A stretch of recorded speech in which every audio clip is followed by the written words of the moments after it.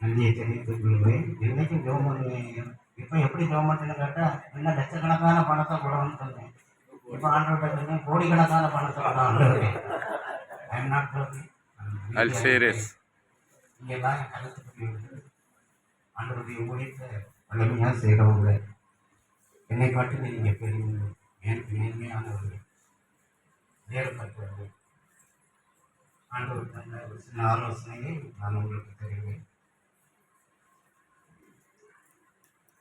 நான் சில வேலையில் அது கொஞ்சம் ஸ்ட்ராங்காக இருக்கும் கேட்டால் நீங்கள்லாம் நிறைய பேர் நம்ம ஃபாஸ்ட் ஆகிடும். நம்ம ரிசோர்ஸையும் விடவும் கவனமாக போகக்கூடாது.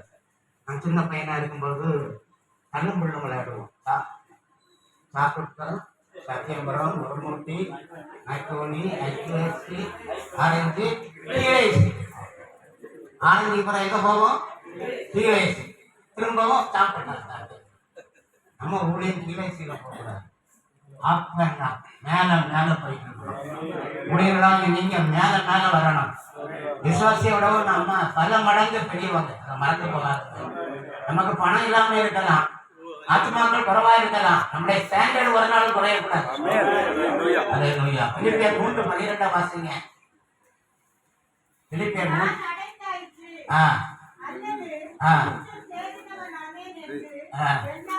என்னாமல்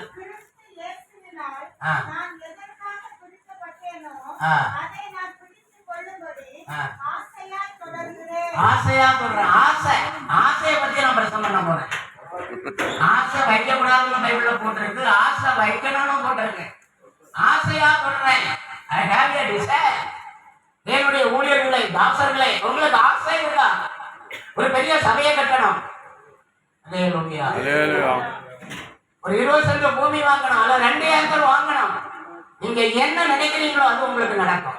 ஆசை வைங்க. ஊழியத்து மேல ஆசை வைங்க.